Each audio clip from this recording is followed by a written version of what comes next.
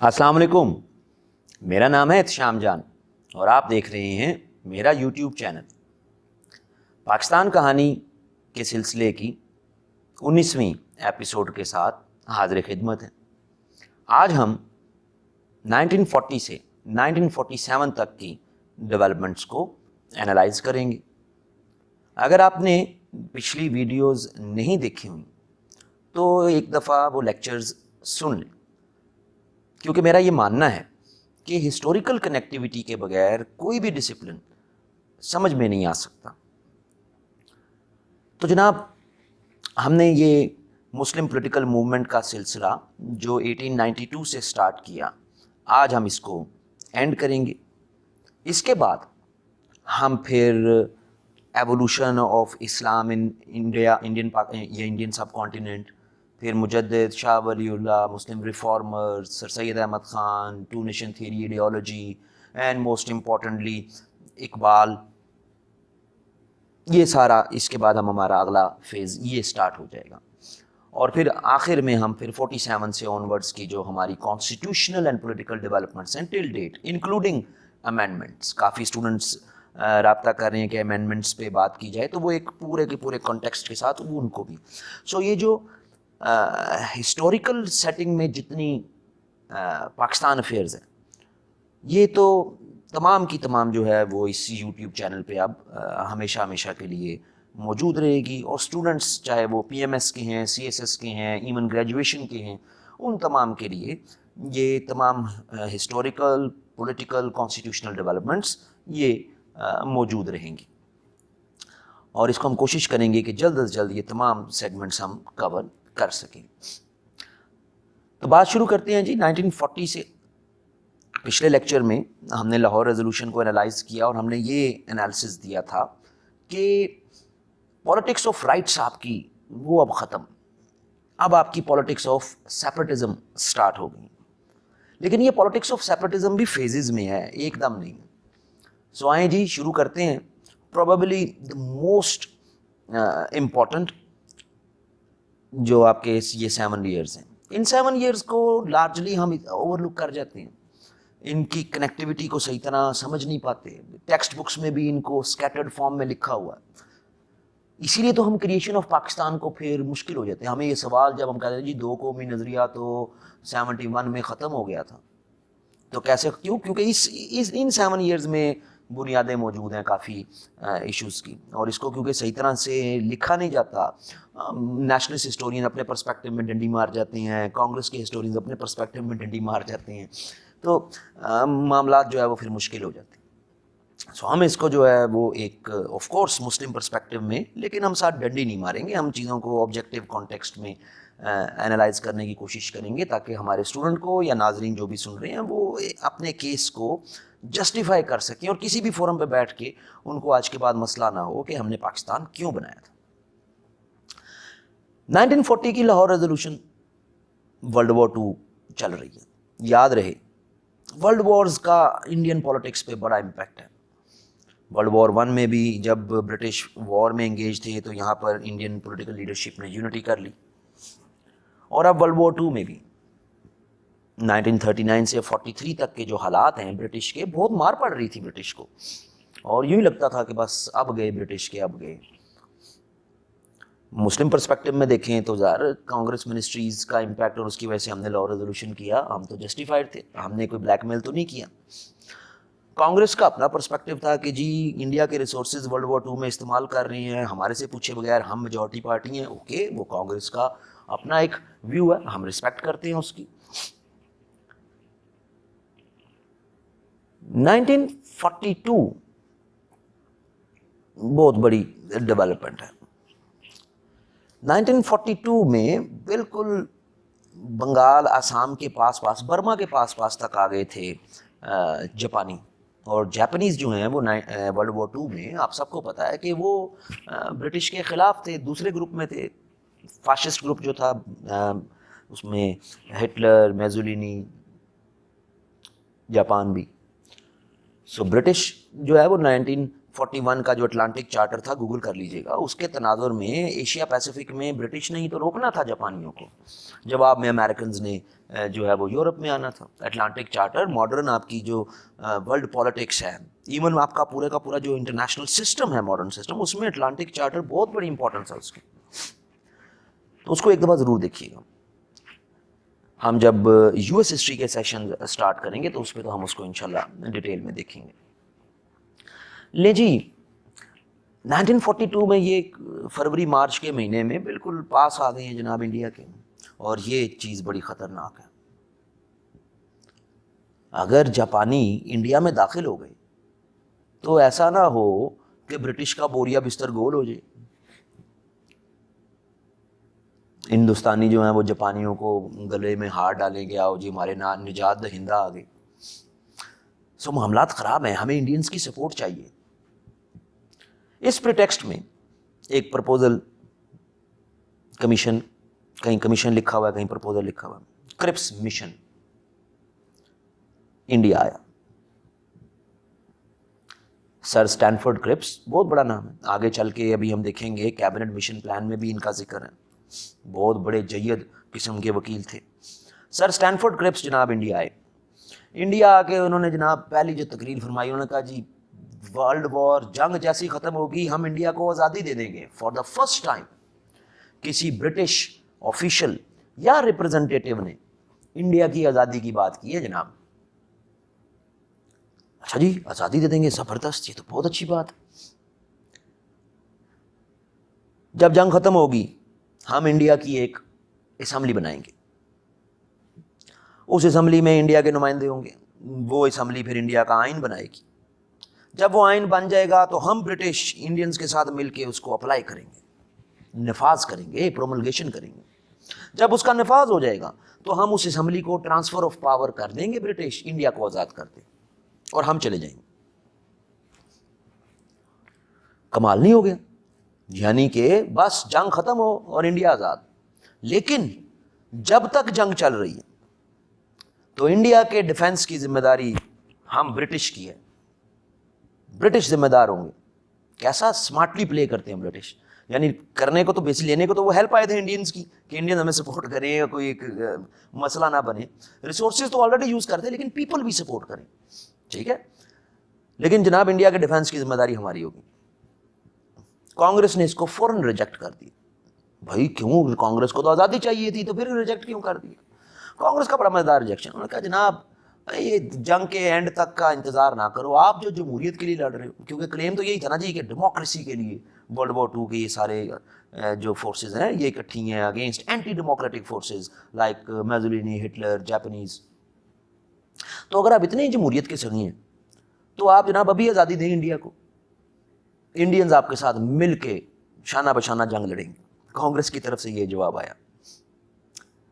اب آپ اپنی پوری فریڈم موومنٹ کو دیکھیں ذرا. جب جب کانگریس نے بہت زیادہ وہ اینٹی برٹش ہوئے یا برٹش کو پروٹیسٹ کیا تو اس وقت میں مسلم لیگ نے اس ٹائم کو اچھا سمجھا کہ اس میں ہم برٹش کے قریب ہوں تاکہ ہم اپنے سیاسی حقوق لے سکیں. یاد کر لیں Swadeshi movement, non cooperation movement, civil disobedience movement, ہر جگہ مسلم لیگ نے برٹش کو یہی باور کرایا کہ مسلمز آف انڈیا جو ہے وہ جناب ڈس لائل نہیں ہے, ہم لائل ہیں, ہمیں ہمارے رائٹس نہیں, کیونکہ آپ کی پالیٹکس آف رائٹس آپریٹو تھی. اب آپ کی پالیٹکس آف رائٹس آپریٹو نہیں ہے. اب کانگریس اگر ریجیکٹ کر رہی ہے تو ضروری نہیں ہے کہ آپ نے برٹش کو سپورٹ کر جانا ہے یا آپ نے اپنے حقوق کے لیے برٹش کے ساتھ سافٹ اپروچ رکھنی. آپ تو پالیٹکس آف سیپریٹزم ہے آپ کی, جو پچھلے لیکچر میں اٹھا کے دیکھ لیجیے گا, لیکچر ایپیسوڈ 18. لو جناب اب پھر بات یہ کہ مسلم لیگ نے بھی کرپس مشن کو ریجیکٹ کر دیا اور یہ برٹش کے لیے زیادہ بم کی طرح گری ان کے پاس. انہوں نے ریجیکٹ کر دیا, ان کی تو ہسٹری کوئی نہیں ہے, یہ تو کوآپریٹ کرتے ہیں, ڈائلاگ کرتے ہیں, کوآپریٹ کرتے ہیں. انہوں نے ہمیں ریجیکٹ کر دیا. پہلی بات تو جناح صاحب نے کہا کہ بھائی اس میں پاکستان کا تو نام ہی کون, جو ہمیں مسلم علاقے چاہیے ان کا تو نام ہی کون. یہ تو ایک اسمبلی کو ٹرانسفر آف پاور کر کے چلے جائیں گے اور اسمبلی کی میجورٹی کس کی ہوگی؟ کانگریس کی.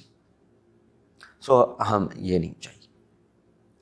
اور دوسرا جناح صاحب نے جناب ایک محفل میں کرپس صاحب سے پوچھا کہ بھائی کرپس تو یہ بتا کہ تجھے یہ پتا ہے نا کہ برٹش پارلیمنٹ کے اپروول کے بغیر کوئی بھی مسودہ کوئی بھی آفر اگر تم کرو گے تو وہ ویلڈ نہیں ہے. تو کرپس مسکرایا, اس نے کہا ہاں جناح صاحب ایسا ہی ہے. تو جناح صاحب نے کہا یہ بتا یہ تو جو ساری آفر کر رہا ہے اپنے اس پرپوزل میں یہ برٹش پارلیمنٹ سے اپرووڈ ہے؟ برٹش پارلیمنٹ سے کہاں اپروو ہونی, ادھر پارلیمنٹ کہاں سجنی, وہاں پہ تو جناب ورلڈ وار 2 چل رہی ہے. تو کرپس نے کہا نہیں میں دراصل یہ وار ختم ہوگی پھر برٹش پارلیمنٹ کا پراپر سیشن ہوگا, اس میں ہم اپنی پرپوزل رکھیں گے, برٹش پارلیمنٹ اس کو اپروو کرے گی, پھر اس کے بعد آپ لوگوں کی اسمبلی بنے گی. جنہوں نے کہا بس رک جا یہیں پہ, مجھے سمجھ لگ گئی یہ کچھ نہیں ہونا, یہ ٹائم گیننگ اسٹریٹجی ہے کہ جنگ میں تمہیں بس سپورٹ چاہیے, وار ختم ہوگی برٹش پارلیمنٹ کہے گی نہیں یہ پرپوزل ٹھیک نہیں ہے تو ہم کیا کر لیں گے مینگو. تو جناح ایک بڑا اسٹیٹس مین ہے, اسمارٹ پلیئر ہے. خیر جی اپنا سا منہ لے کے کیبنٹ مشن پلان کرپس یہ پرپوزل جو ہے کرپس مشن یہ واپس چلا گیا. لیکن اس پرپوزل نے ایک چیز انڈیا کو دے دی کہ بھائی برٹش چاہے خواب میں ہی سوچیں, ٹائم گیننگ کے لیے سوچیں, لارا لگانے کے لیے سوچیں, جھوٹ بھی سوچ لیں, لیکن برٹش نے انڈیا کی آزادی کی بات ایک دفعہ کر دی ہے. یعنی کہیں نہ کہیں برٹش مائنڈ میں انڈیا کی آزادی کا بیج جو ہے وہ موجود ہے, بس اب اس کو پانی لگانا ہے, پودا بنانا ہے, پودے کے بعد تناور درخت بنانا ہے. کانگریس کے پاس ایک آئیڈیل ٹائم تھا, کانگریس نے اس مشن کے فوراً بعد شروع کر دی کوئٹ انڈیا موومنٹ. جاؤ چھوڑ کے 42 کوئٹ انڈیا موومنٹ. اب اگین جب بھی کوئی پروٹیسٹ ہوتا ہے, جب بھی کوئی اس طرح کی نان کوآپریشن یا کچھ بھی against the British by Congress, تو مسلم لیگ اس کا ساتھ نہیں دیتی. مسلم لیگ اس میں بلکہ برٹش کو ریلیکس رکھتی ہے, اپنی لائلٹی شو کرتی رہتی ہے. ہمارے پالیٹکس ہے بھائی, آرٹ آف پاسبلٹیز, ہمیں ہمارے حقوق چاہیے تھے, لیکن اب ایسا نہیں ہوگا. اب ہے ہماری پالیٹکس آف سیپریٹزم. تو ادھر کانگریس نے شروع کی کوئٹ انڈیا موومنٹ, تو ادھر جناح صاحب نے شروع کروائی divide and quit India movement کہ بھائی تقسیم کر کے جانا, اس کے بغیر نہیں جانا. اس کے بغیر تو جو ہے وہ پرانی بات آغا خان والی کہ کانگریس کے انڈر رہنا, ہندوؤں کے انڈر رہنا, وہ تو ہمارے لیے زیادہ عذاب ہے. برٹش تو پھر بھی ہمارے سیاسی حقوق تھوڑے بہت پورے کر دیتے. تو ایک طرف کوئٹ انڈیا موومنٹ, دوسری طرف divide and quit India movement. لیکن کوئٹ انڈیا موومنٹ زیادہ اگریسو ہے, divide and quit India movement زیادہ اگریسو نہیں ہے پھر بھی. لیکن ہم پروٹیسٹ تو اپنا ایک ڈیموکریٹک اسٹرکچر میں رہتے ہوئے, کانسٹیٹیوشنل اسٹرکچر میں رہتے ہوئے کر رہے تھے. اس فیز میں 42 سے 43 کے فیز میں گورنر جنرل آف انڈیا نے بڑی کوشش کی کہ میں یہ انڈیا کی مین اسٹریم پولیٹیکل پارٹیز کو نا ساتھ جوڑ کے رکھوں, ساتھ ملا کے رکھوں, ان سے سکون میں رہے انڈیا, تاکہ میرا فوکس سارا جو ہے وہ جاپانیوں کو ٹیکل کرنے میں رہے. لیکن انڈین لیڈرشپ نے کوئی خاص گھاس نہیں ڈالی. انڈین لیڈرشپ اس وقت میں اپنے ضرب تقسیمیں کر رہی ہے کہ انگریز گیا, ابھی گیا, ابھی گیا, ابھی گیا. 43 میں جنگ کا نقشہ آہستہ آہستہ آہستہ آہستہ بدلنا شروع ہوا, اور 44 میں تو بالکل ہی بدل گیا جب امریکنز یورپ میں اتر گئے. سو 43 سے جیسے جیسے جنگ کا نقشہ آہستہ آہستہ بدلنا شروع ہوا, برٹش کا پلڑا تھوڑا سا بھاری ہونا شروع ہوا. تو ہوا جناب یہ کہ گاندھی جی نے کوشش کی کہ کسی طریقے سے برٹش کے ساتھ اب بات چیت کی جا سکے. لیکن لارڈ ویول تھا, نیا گورنر جنرل آیا تھا, انہوں نے کہا نہیں بھائی اب نہیں بات کرنی. ظاہر ہے اس کو اپنا نظر آ رہا تھا اب ہم جیت رہے ہیں. پھر گاندھی جی کے کہنے پہ کانگریس کی لیڈرشپ نے مسلم لیگ کے ساتھ رابطہ کرنے کی کوشش کی. یہ جو رابطہ ہوا اس میں ایک چیز تو کلیئر تھی کہ Jinnah anything less than independent areas of Muslims نہیں مانے گا. لیکن پھر بھی چلو جناح کے ساتھ جو باقی لیڈرشپ ہے اس کو تھوڑا سا, تو لیاقت علی خان کے ساتھ جو ہے وہ لیاقت علی خان صاحب کے ساتھ انٹریکشنز کروانے کی کوشش کی گئی. ان انٹریکشن سے جو ایک چیز سامنے آئی, جو بعد میں جناح صاحب کے علم میں بھی آئی, انہوں نے تھوڑا سا اس پہ اختلاف بھی کیا لیاقت علی خان سے کہ بھائی تو کیوں یہ کر رہا تھا اس طرح کی چیزیں. لیکن خیر کوئی اتنا بڑا ایشو نہیں ہے جس کو کنٹروورسی بنا دیتے ہیں. CR فارمولا, कोई अप्रैल मार्च अप्रैल 1944। CR फार्मूले में जनाब कुछ ज़्यादा बड़ी बातें को नहीं थी, लेकिन अगेन वही बात कि पाकिस्तान का आइडिया को नहीं था। ब्रिटिश यहाँ से जाएंगे, हम अपनी असम्बली बनाएंगे, उससे हम फिर जो है वो मुस्लिम इलाके जो है उनको ऑटोनमस कर देंगे। जिन्हें सामने कहा नहीं भाई ऑटोनमस को नहीं, यहाँ की असम्बली पे जो है वो डिपेंडेंट होकर फिर होगा, और वो तो होना कोई नहीं, तो सॉरी। अब मामला कांग्रेस के लिए जो है वो प्रॉब्लमेटिक होता जा रहा है। एक प्रॉब्लमेटिक तो यही है, बाई इलेक्शन जितने हो रहे थे 43 तक मुस्लिम लीग जीतती जा रही, मुस्लिम लीग एक बड़ी पावर के तौर पर इमर्ज होती जा रही है। दूसरी तरफ ब्रिटिश जीतते जा रहे हैं, और ब्रिटिश सर्कल्स में ये चीज़ नज़र आ रही है वादिया कि एकदम हम जंग जीत गए तो फिर देख लेंगे इनको, कांग्रेस ने जो हमें सताया ना, हमारे नाक में दम किया। मुस्लिम लीग ने इतना नहीं सताया, मुस्लिम लीग अपनी बात कर रही है कि हमें सेपरेट इलाके दे दें। हमने कोई वायलेंस फिर भी नहीं की हमने। इन तमाम हालात को देखते हुए गांधी जी ने जिन्ना को एक लेटर लिख दिया, और गांधी की सियासी जिंदगी की प्रोबेबली ये सबसे बड़ी गलती थी। लेटर लिख दिया कि बातचीत करते हैं, कोई इंडिया के मुस्तकबिल का कोई हल निकालते हैं। जिन्ना साहब ने उसको फौरन एक्सेप्ट किया, उन्होंने कहा जी बिल्कुल बात करते हैं। और यूं सितंबर 1944 में हुई गांधी जिन्ना टॉक्स। अब हमने कहा गांधी की बहुत बड़ी गलती थी, कैसे जी? देखें, मुस्लिम्स ऑफ इंडिया 24-25% है, और उस 24-25% Muslims of India, 24-25% total Muslims of India, जरूरी नहीं है कि तमाम Muslims of India all India Muslim league के हमायती हों, सारे तो नहीं थे।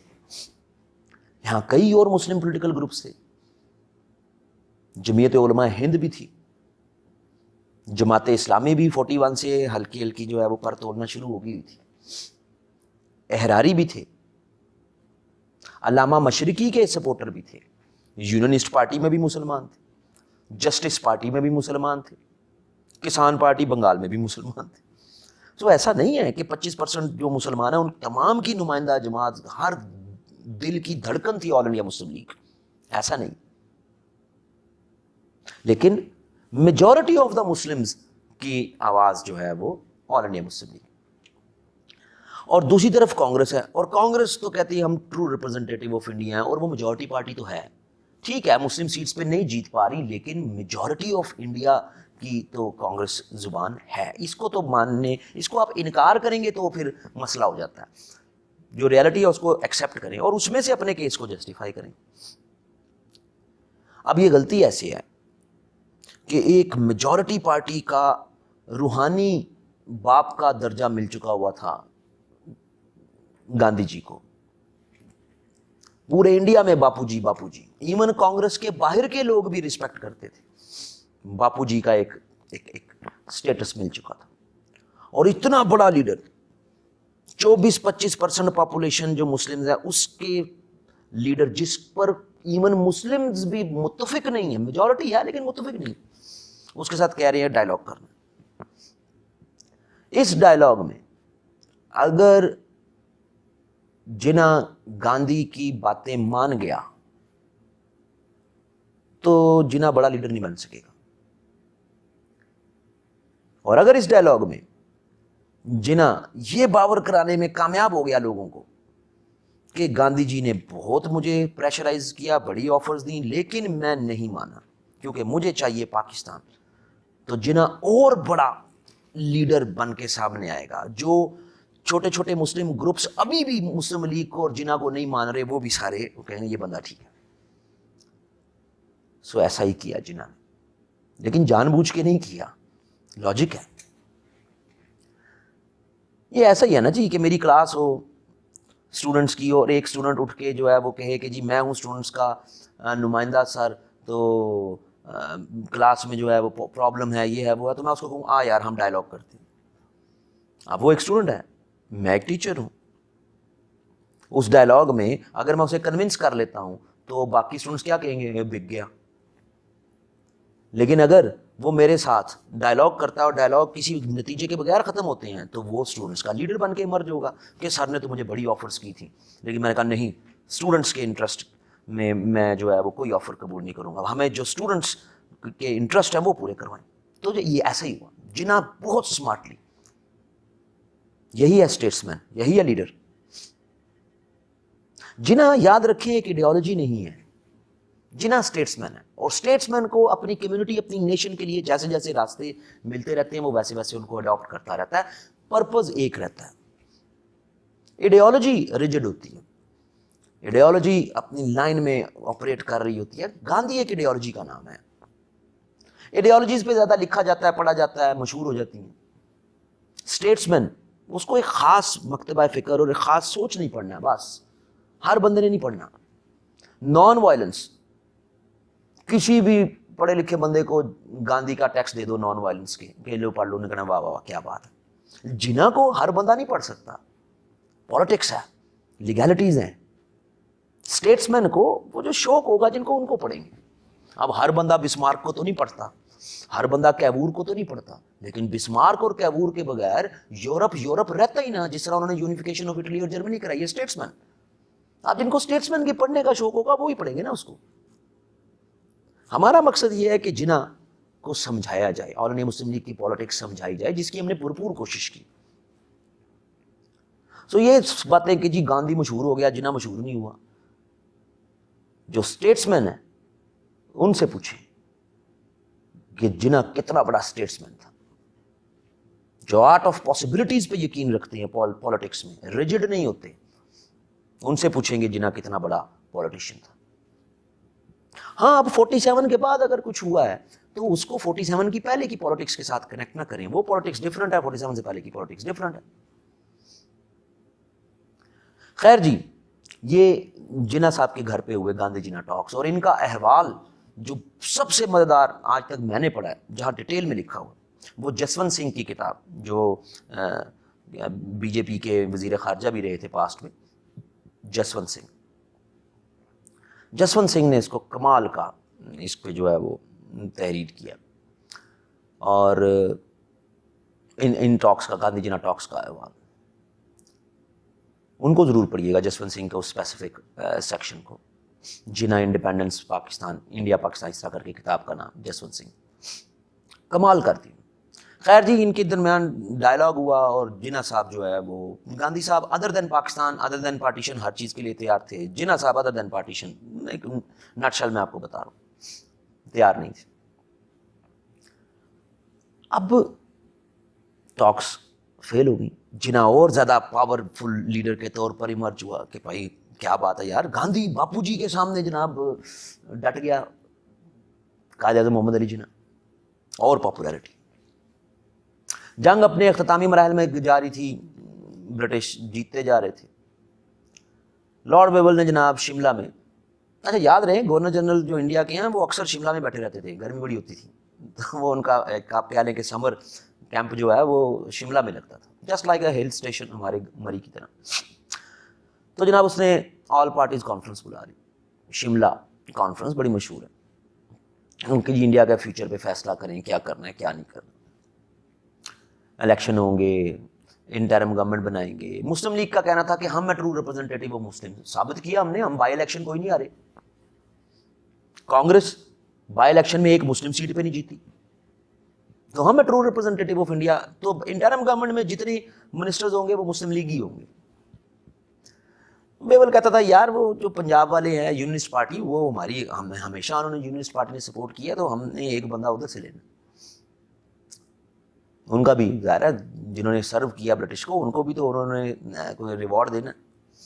खैर शिमला में कोई बड़ी स्ट्राइकिंग डेवलपमेंट नहीं हो सकी, एंड फिर यही हुआ कि अच्छा जी ठीक है, ये जितना सा जो कोई बोलता है ना, इनको देख लेते हैं, फिर इलेक्शन की कॉल कराते हैं, इलेक्शन में दूध का दूध पानी का पानी हो जाएगा।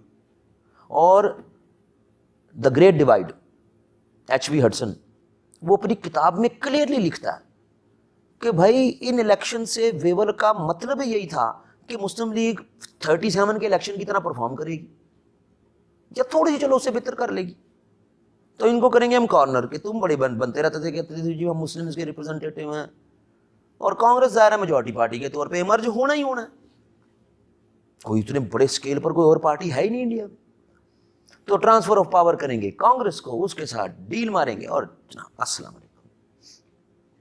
ये चीज़ वर्ल्ड वॉर 2 के बाद ये चीज़ तय हो गई थी कि ब्रिटिश इंडिया छोड़ेंगे। कैसे छोड़ेंगे, किस पैटर्न पे छोड़ेंगे, وہ اس پہ جو ہے وہ اختلاف چلنے. اب کچھ اس کو کولڈ وار کے ساتھ جوڑ دیتے ہیں, کچھ کہتے ہیں یو ایس نے پریشر کیا تھا, کچھ کہتے ہیں یہاں پاکستان تو بنوایا ہی اس لیے گیا تھا تاکہ یہاں سے بیٹھ کے سوویت یونین پہ نظر رکھی جا سکے. یہ اب ہوں گے, لیکن کور آئیڈیا آپ کی آئیڈینٹی ہی ہے. آپ کی آئیڈینٹی, آپ کے لیے روزگار, آپ کے سوشل رائٹس, آپ کے پولیٹیکل رائٹس, آپ کے اکنامک رائٹس, جو کہ ایک یونائٹڈ انڈیا میں پالیسی میکنگ لیول پر کانگریس پورے نہیں کر سکتی. کور یہی ہے بھائی. اب کسی کا انٹرسٹ تھا کہ ہاں یہ بنا دیں گے تو ہمیں جو ہے وہ کولڈ وار میں ہیلپ ہوگی, اوکے ٹھیک ہے, لیکن کور کو تو ڈسٹرب نہ کریں. یہ تو چھوٹی چھوٹی جو ہے وہ پیریفرل آرگومنٹس ہیں. کور تو ہماری وہی ہے, اور کور ہماری سیٹ ہو گئی ہے 37 سے 39 کی کانگریس منسٹریز میں, کہ جو ہمارے ڈر تھے جناب یہ وجہ تھی. خیر جی ٹھیک ہے جی, الیکشن کرا, الیکشن ہوئے جی نومبر 1945. پہلے ہوئے سینٹرل لیجسلیچر, اور سینٹرل لیجسلیچر کے ممبرز وہی چل رہے ہیں 1919 والے, تھوڑی سی جمع تفریق, کیونکہ 35 کی ایکٹ والا تو فیڈرل پارٹ اپلائی نہیں ہوا انڈیا میں کبھی. اور اس میں کتنی سیٹیں ہیں مسلمز کی؟ 30.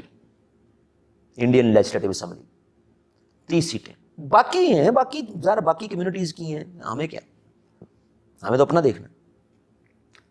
30 سیٹس میں سے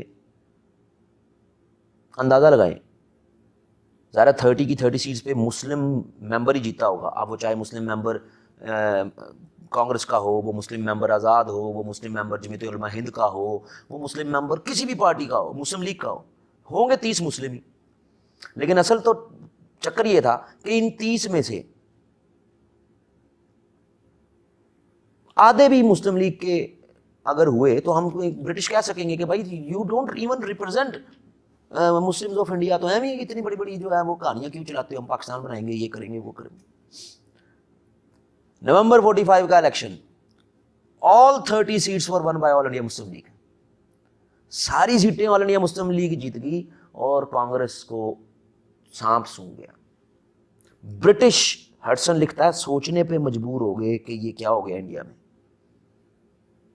it was very easy for British. اچھا جو لوگ یہ کہتے ہیں نا انگریزوں نے الیکشن کروائے, یہ منورنگ کی تھی, ریگنگ کی تھی, او بھائی یہ برٹش کے لیے ایزی تھا کہ الیکشن کراتے, کانگریس کو بڑی پارٹی شو کرواتے اور اس کو جناب ٹرانسفر آف پاور کرتے چلے جاتے. اگر وہ اتنے ہمارے سگے تھے کہ انہوں نے 30 کی 30 سیٹیں مسلم لیگ کو جتوا دیں, تو ہمیں ٹوٹا بھجا پنجاب کیوں دیا, ہمیں ٹوٹا سا بنگال کیوں دیا؟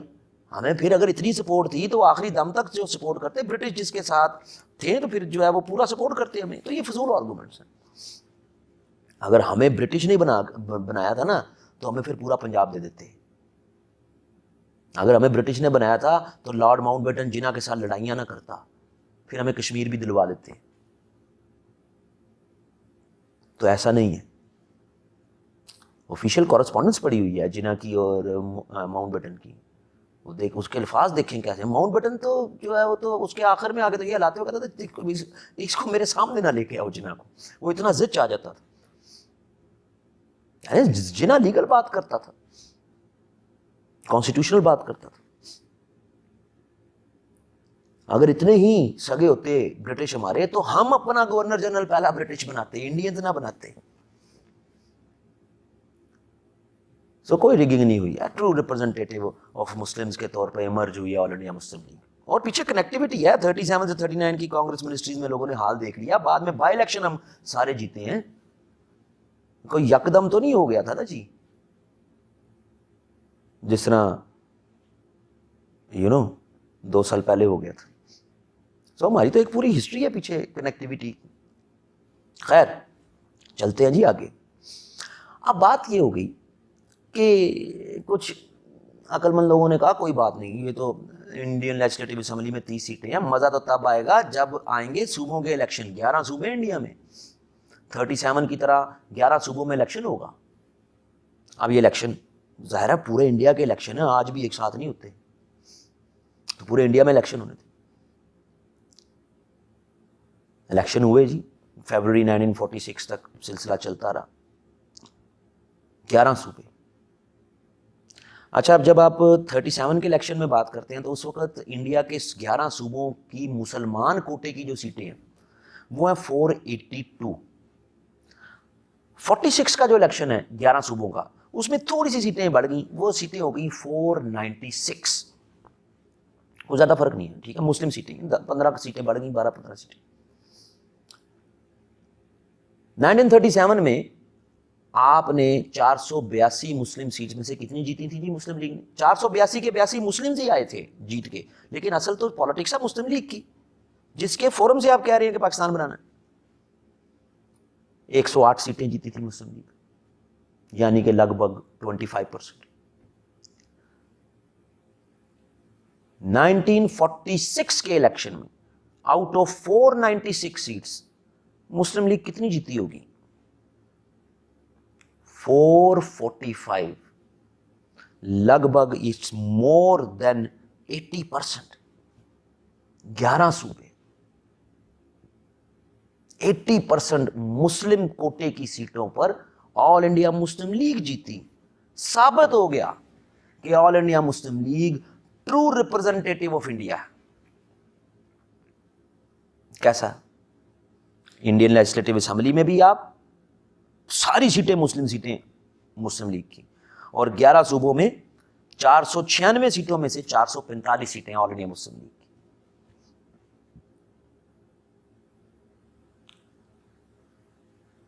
کانگریس باقی بھی تو 50 سیٹیں ہیں نا, 445 سے 496 51 سیٹیں. کانگریس ایک بھی مسلم سیٹ نہیں جیتی. یعنی کانگریس, اچھا چلو ہمارا کلیم دفع کرو جی, کوڑے میں پھینکو ہمارا کلیم کہ All India Muslim League is true representative of Muslims of India, دفع کرو اس کو. کیا Congress true representative of India ہے؟ نہیں, کیونکہ 25% population of Muslims of India Muslims, انہوں نے ایک بھی کانگریسی مسلمز کو صوبائی اسمبلیوں یا سینٹر کی اسمبلیوں کے لیے جتوایا نہیں. تو وہ کیسے کہہ سکتے ہیں کہ ہم ٹرو ریپرزینٹیٹیو آف انڈیا؟ تو یہ بہت بڑا جھٹکا کانگریس کے لیے, بہت بڑی وکٹری آل انڈیا مسلم لیگ کے لیے. ہو گئے جی الیکشن. اب بات تھی ساتھ شملہ میں کہ ایک کانسٹیٹیوئنٹ اسمبلی بنے گی, آئین ساز اسمبلی.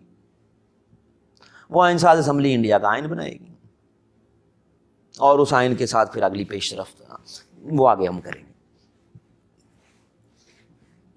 الیکشن کے بعد مارچ 46 میں اناؤنس ہوا کہ کیبنٹ مشن پلان انڈیا آئے گا جی. یہ کیبنٹ مشن پلان انڈیا آیا.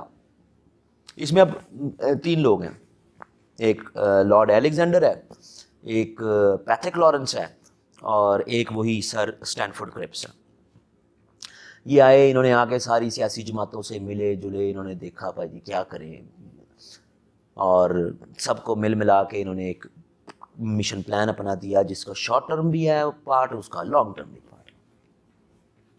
شارٹ ٹرم پارٹ یہ تھا کہ انڈیا میں ایک انٹرم گورنمنٹ بنائیں, اور اس انٹرم گورنمنٹ میں وہ پارٹیز ہوں گی جو لانگ ٹرم پلان کو مانیں گی. جو لانگ ٹرم پلان کو نہیں مانے گا وہ انٹرم گورنمنٹ میں نہیں ہوگا. اچھا جی, چلو جی دیکھتے ہیں. لانگ ٹرم پلان میں تھا جی کہ انڈیا کی ایک ہم جناب آئین ساز اسمبلی بنائیں گے. اوکے, وہ آئین ساز اسمبلی انڈیا کا آئین بنائے گی. اوکے, یونین آف انڈیا ہوگی. اوکے, انڈیا کو 3 پارٹس میں ایڈمنسٹریٹولی, لیکن ایک یونین میں رہیں گے, لیکن ایڈمنسٹریٹو کانٹیکس میں 3 پارٹس میں جو ہے وہ انڈیا ڈیوائڈ ہوگا. زون اے ہوگا جی. زون اے میں آج کا جو انڈیا ہے 6 صوبے, آج کا پورا انڈیا نہیں, 6 صوبے, یو پی, سی پی, بہار, اڑیسہ, مدراس, بامبے, 6 صوبے, مکمل کے مکمل 6 صوبے. یہ ایک علیحدہ زون ہوگا. زون بی پورے کا پورا پنجاب, جو آج انڈیا کے پاس بھی پنجاب ہے نا, وہ بھی پورے کا پورا پنجاب, سندھ, بلوچستان کے علاقے, NWFP کے علاقے, اس وقت NWFP تھا, یہ ایک زون ہوگا. اور زون سی آسام اور بنگال, پورا بنگال, پورا آسام. یہ 3 زونز ہوں گے. ایک یونین آف انڈیا ہوگی, اس کی کانسٹیٹیوئنٹ اسمبلی ہوگی, فیڈریشن ہوگی. یہ اس طرح آپریٹو ہو. ہر زون جناب اپنے فائنینشیل میٹرز آپریٹو رکھے گی.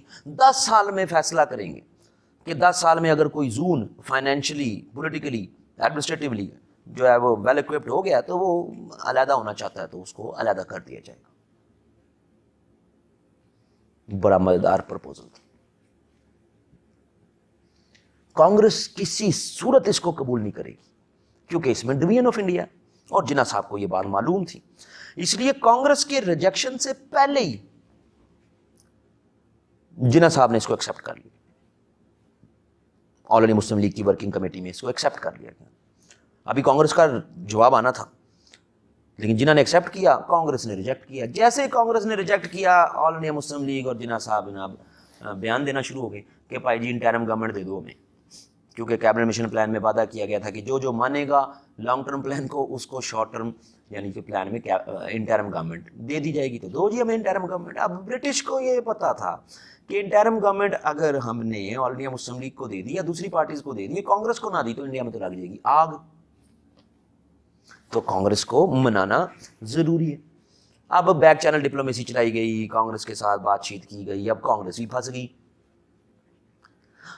कुछ सियाने बंदे बीच में डाले गए, उन्होंने जनाब मिसगाइड किया कांग्रेस को कि नहीं जी ये डिवीजन को नहीं होनी, ये 10 साल बाद भी आगे ऑपरेटिव इस तरह रहेगा, इंडिया एक ही रहेगा, टेंशन ना लें आप, कोई मसला नहीं। लेकिन अब कांग्रेस की लीडरशिप ब्रिटिश अश्योरेंस आ भी जाए चाहे, लेकिन अपनी मेजॉरिटी तो कांग्रेस की सपोर्टर है ना जी पूरे इंडिया में। अब ये कांग्रेस कैसे यू टर्न ले ले? तो फिर नेहरू जी ने और बाकी जो बड़ी लीडरशिप थी उन्होंने ओपन खुले खत लिखने शुरू किए अखबारों में कैबिनेट मिशन प्लान की ना इंटरप्रिटेशंस को ज़रा घुमा घुमा के लोगों को बताने के लिए कि हम एक्सेप्ट करने जा रहे हैं क्योंकि इसमें इंडिया डिवाइड नहीं होगा, ब्रिटिश ने कहा है कि ये सब इकट्ठे चलेंगे, जून्स का मतलब ये नहीं है कि अलहदा हो जाएं। और अब ये कहानी चल रहा। अब जिन्ना साहब बड़े ज़रा सियाने आदमी थे, जिन्ना साहब ने ब्रिटिश को ख़त लिखा, उनका जनाब ये जो अपनी इंटरप्रिटेशनें बनाई जा रहे हैं कांग्रेस वाले, आप इसको क्लियर करें। ब्रिटिश ने कहा नहीं जी हमें क्यों, ये जो इनका अपनी इंटरप्रिटेशन हमें क्यों क्लियर करने की जरूरत है? उन्होंने कहा नहीं जी क्लियर करने की जरूरत है। कांग्रेस ने इन जो री इंटरप्रिटेशन थी कैबिनेट मिशन प्लान पे, उस पर कैबिनेट मिशन प्लान को एक्सेप्ट कर लिया। जैसे ही कैबिनेट मिशन प्लान को कांग्रेस ने एक्सेप्ट किया, ऑल इंडिया मुस्लिम लीग और जिन्होंने इस प्ली पर के जनाब ये री इंटरप्रेट कर रही हैं और ब्रिटिश खामोश हैं। ब्रिटिश पहले ये रिजेक्ट करें कि ये जो कांग्रेस ही जिस तरह की इंटरप्रेट कर रहे हैं कैबिनेट मिशन प्लान को, ऐसी नहीं है, वो ऐसी ही है जैसी इन्होंने ओरिजिनल हमें समझाई।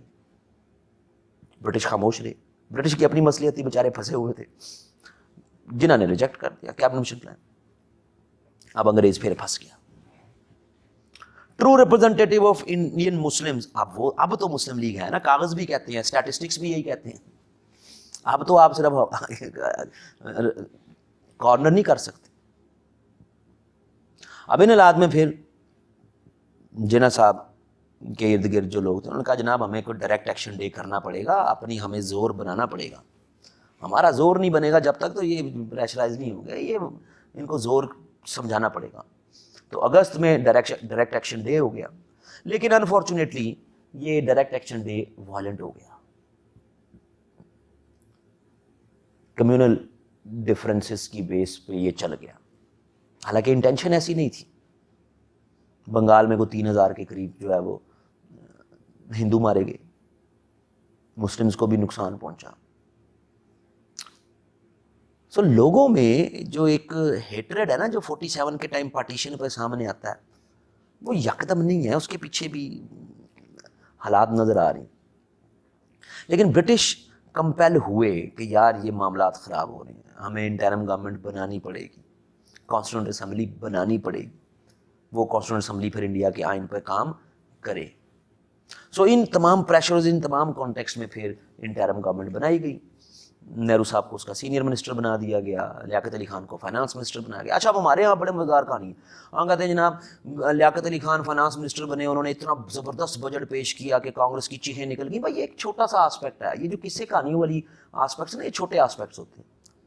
सिर्फ एक लियाकत अली खान साहब के बजट से जो है वो पाकिस्तान बन गया, ऐसा नहीं है। तो छोटा आस्पेक्ट, बड़ा आस्पेक्ट वही है कि हमें अपने पॉलिटिकल, सोशल, इकोनॉमिक राइट्स को इंश्योर करने के लिए ज़्यादा पीस ऑफ लैंड चाहिए, ये ध्यान में रखिएगा।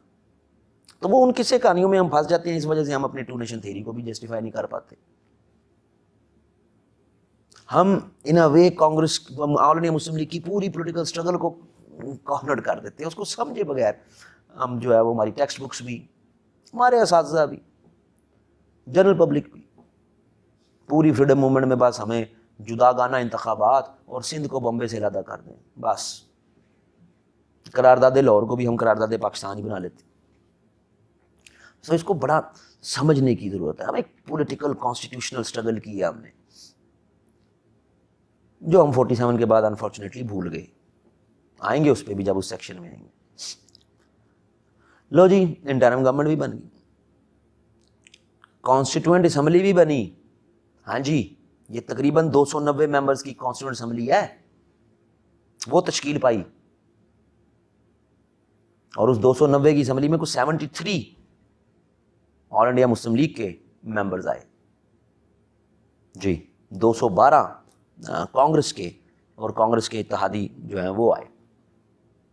اب یہ کانسٹیٹوئنٹ اسمبلی جو آپ پڑھتے ہیں نا 49 میں آپ نے آبجیکٹیوز ریزولوشن پاس کی تھی، اس کانسٹیٹیوشن اسمبلی نے انڈیا کے آئین کی آبجیکٹیوز ریزولوشن بھی پاس کی تقسیم سے پہلے. سو ہمارے یہاں کئی لوگ جو ہے وہ یہ شڈلی چڑھا دیتے ہیں نا، آگ لگا دیتے ہیں کہ جی انڈیا نے تو فوراً اپنا کانسٹیٹیوشن بنا لیا، آپ اتنی دیر کیوں لگاتے رہے. تو بھائی ان کا کانسٹیٹیوشن جو بن گیا، اس کا آبجیکٹیوز ریزولوشن جو ہے اس کانسٹیٹیوشن اسمبلی نے آلریڈی پاس کیا ہوا تھا. ہمیں جو آبجیکٹیو ریزولوشن بنانی تھی وہ اپنے مسلم پرسپیکٹو کے ساتھ بنانی تھی، اسلامک آئیڈینٹی کو انکمپاس کر کے بنانی تھی، اس لیے ہمیں دیر لگنی تھی. وہ انڈین جو کانسٹیٹیوشن بننا تھا اس نے کوئی مسلم آئیڈینٹی میں تو نہیں بننا تھا. تو ان کے پاس وہ چیزیں تیار پڑی تھی، بس انہوں نے اس کو ڈیلیبریشن کرنی تھی اور کر دیا. ہمیں ہماری جو ڈیلیبریشن ہیں وہ زیادہ ان ڈیٹیل تھی. ہم نے 35 کا ایکٹ یا انڈیپینڈنس ایکٹ آف 1947 کو مانوئن اپلائی تو نہیں کر دینا تھا، مسلم آئیڈینٹی کو اوور لک تو نہیں کیا جا سکتا. سو یہ کوئی جو ہے وہ نہیں ہے کہ جناب لیٹ ہو گیا کانسٹیٹیوشن کا بنا. ہاں اس سے پرابلم ہوئے، لیکن اس سے آپ یہ نہ کہیں کہ جی یہ تو انہوں نے ایجنٹ تھے انڈیا اس کے برٹش کے، ان کو پتہ ہی نہیں تھا کرنا کیا، جو انگریز نے کہا بس ہم نے کر دیا، تو ان کو کچھ بھی نہیں پتا تھا، تو لہٰذا ان کو پتہ ہی نہیں تھا آئین سازی کیا ہوتی ہے، اس لیے تو لیٹ ہو گیا. غلط بات ہے. ہمیں پتہ تھا کہ آئین سازی کیا ہوتی ہے، لیکن ہمیں انڈین جو پوسٹ انڈیپینڈنس کے بعد کا انڈیا ہے ان کا آبجیکٹیو ریزولوشن پہلے سے سیٹ ہے تقسیم سے پہلے. بعد میں انہوں نے تھوڑا بہت کام کیا، ان کی چیزیں سیٹ تھیں، انہوں نے جناب 50 میں اپنا آئین لگا. ہمیں اپنی چیزیں سیٹ کرنی تھی، سمپل. سو اس کو اتنا زیادہ کچھ وہ دل و دماغ پہ سوار کرنے کی ضرورت نہیں. خیر جی، ان حالات میں جب یہ کانسٹیٹیوشن اسمبلی بھی کلیئرلی، اور جناح صاحب کو اس پہ آبجیکشن ہوتی تھی، کئی سیشن کانسٹیٹیوشن اسمبلی کے آل انڈیا مسلم لیگ نے نہیں اٹینڈ کیے، انہوں نے نہیں جانا. ہمارے جانے نہ جانے کا فائدہ ہی کوئی. یہ جس طرح کی کانسٹیٹیوشن اسمبلی کمپوز کر دی گئی ہے، ہمارا فائدہ ہی کوئی. 73 بندے جا کے کیا کر لیں گے؟ تو یہ آبجیکٹ کرتے تھے. یہ چیز خطرناک ہوتی جا رہی تھی. گراس روٹ لیول پر انڈیا میں چھوٹی چھوٹی آرمڈ فورسز، چھوٹی چھوٹی مرسنری گروپس، چھوٹی چھوٹی آرمیز یہ ڈیولپ ہونا شروع ہو گئی تھیں. لوگوں میں ایک سینس آف انسیکیورٹی بننا شروع ہو گئی تھی. اگر برٹش اس حالات میں زیادہ دیر سٹے کر گئے انڈیا میں تو تاریخ نے سارا نزلہ برٹش پہ گرانا تھا.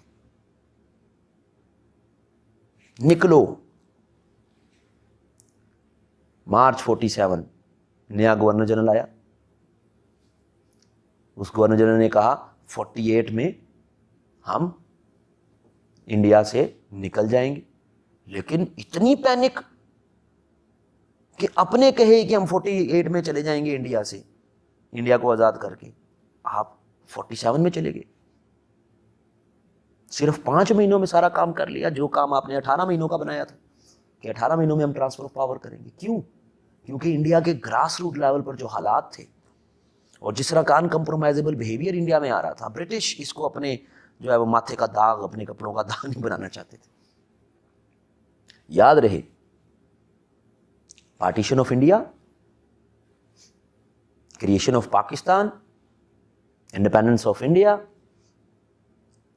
یہ سب میں یہ آخر میں آ کے برٹش ایڈمنسٹریشن کی انکیپیسٹی ہے کہ حالات اس طرح کے بنوا دیے کہ آج تک ہم لوگ اس لیگیسی میں سے باہر ہی نہیں نکلتے.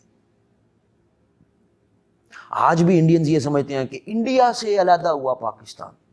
بھائی انڈیا تو کبھی ایک پورا ملک تھا ہی نہیں. وہ جو حالات برٹش نے کریٹ کر دے، ان کی کیپیسٹی نہیں تھی اس چیزوں کو سمجھنے کی، انہوں نے بس جلدی جلدی میں کیا.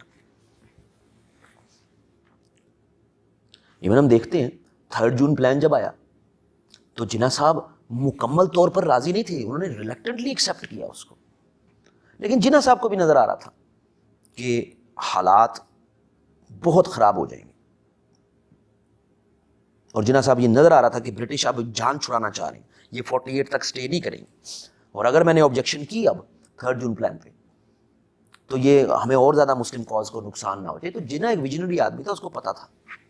لیکن پرابلم جو حالات پیدا ہوئے 47 کے سارے اس کے ذمہ دار برٹش ہیں، نہ کانگریس نہ مسلم لیگ، اس کے ذمہ دار برٹش ہیں. اگر وہ حوصلے کے ساتھ چلتے اور 48 کی ایک بہتر طریقے سے ڈویژن کر جاتے تو اتنی زیادہ ہلاکتیں نہ ہوتی.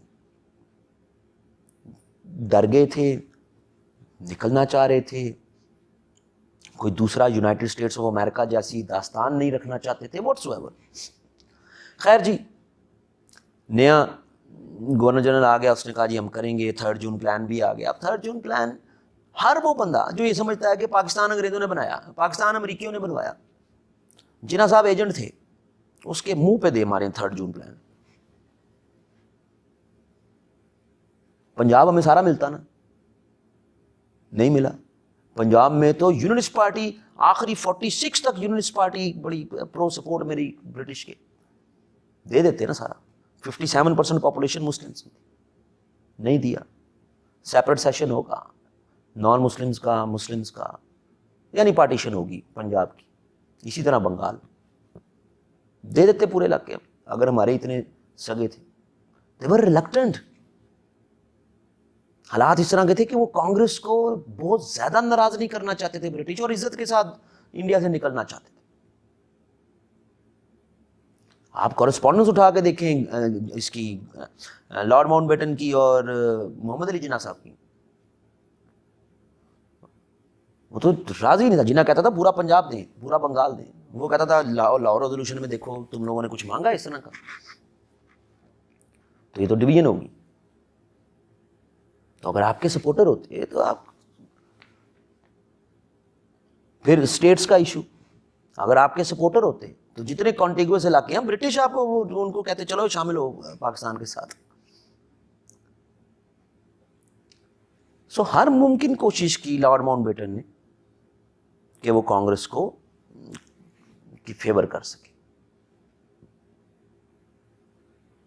اب آخر اس میں بڑی مزیدار بات ہے، آخری اس میں بڑی مزیدار بات یہ ہے کہ جب دونوں اسمبلیز نے پنجاب کی اور بنگال کی پاس کر دی ریزولوشن کہ ہاں جی ٹھیک ہے، وہ سوری علیحدہ سب نے کہہ دیا کہ ہم نے انڈیا کے ساتھ ہونا، ہم نے پاکستان کے ساتھ، تو جناب باؤنڈری کمیشن بنی.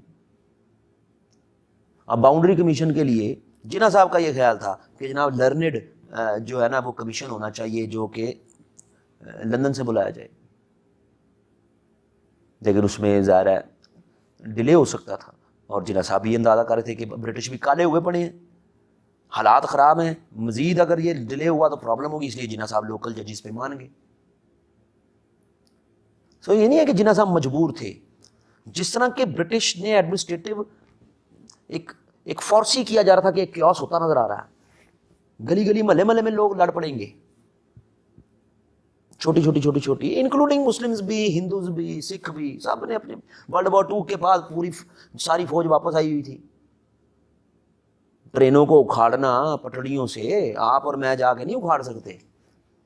یہ وہ سکھ مسلمان ہندو سولجرز جو کہ ورلڈ وار 2 سے واپس آئے تھے، ان کی ایکسپرٹیز ہی تھی ان سارے بلبوں میں، ان ساری چیزوں میں. سب نے اپنا اپنا جو ہے وہ کنٹریبیوشن کیا. ایسے آپ یہ نہیں کہہ سکتے کہ جناب مسلمانوں پہ ظلم ہوا تو جناب سکھوں پہ بھی ہوا، ہندوؤں پہ بھی ہوا. اس ہمام میں سب ننگے جو 47 کی یہ ڈسٹربنسز ہوئی. ہاں مسلمز کا زیادہ نقصان ہوا، لیکن یہ تمام جو میسیکرز ہوئے اس کا ذمہ دار کون ہے؟ تو اس کا ذمہ دار خالصتاً برٹش ایڈمنسٹریشن کی ویکنس ہے، خالصتاً. خیر جی، یہ جناب آپ کا ایک اسٹرکچر جس کو میں نے بریف کیا. اگر آپ اس کو پڑھنا چاہتے ہیں تو میری پرسنل ریکمنڈیشن ہے the great divide, H.V. Hudson, جو آپ کو آبجیکٹیو ریئلٹی بتائے گی، جو آپ کو بتائے گی کہ جناب کیسے یہ سارا فیز جو ہے اس میں برٹش ایڈمنسٹریشن کے پرابلمز نے. اچھا اب ان چیزوں میں بھی نہ جائیں کہ ماؤنٹ بیٹن اور جو ہے لیڈی ماؤنٹ بیٹن اور نہرو کے آپس میں تعلقات تھے اور یہ وہ فضول چیزیں. یار اتنے بڑے لیڈر ہیں اور اس طرح غلط انٹرپریٹیشنز جو ہیں ان سے آپ اپنے نیشنلزم کو سیٹسفائی کر سکتے ہیں لیکن اپنی کاز کو خراب کر جاتے ہیں. سو ان چیزوں کو جو ہے وہ آبجیکٹیو کانٹیکسٹ میں دیکھیں. ہم نے اس پورے کے پورے فیز میں آل انڈیا مسلم لیگ اور جناح کی پالیٹکس کو سمجھنے کی کوشش کی. اور یہ بھی نہیں ہے کہ اینڈ میں آ کے آل انڈیا مسلم لیگ کی یا جناح کی پالیٹکس جو ہے وہ پرابلمٹک ہو گئی ہیں. حالات برٹش نے بہت خراب کر دیے. ان حالات میں جو مل رہا ہے وہی لے لو، لیکن جو ملا وہ ہم جوڑ کے بھی نہیں رکھ سکے. 71 میں جو ملا اس کو ان گائیڈنگ پرنسپلز کے مطابق بھی نہیں چلا سکے. جو ملا اس میں ہم پیرٹی، ایکوالٹی، ڈیولپمنٹ کیا کروا پائے. یہ اب پورے وہ سوالات ہیں کہ جب ہم 47 سے آن ورڈ چلیں گے، 47 سے جب ہم آن ورڈ چلیں گے تو اب آل انڈیا مسلم لیگ ہماری ہیرو نہیں ہے. ہم تو کرٹیکلی دیکھیں گے، جو اچھی ڈیولپمنٹس ہیں ان کو دیکھیں گے، جو پرابلمٹک ہیں ان کو کرٹیسائز کریں گے.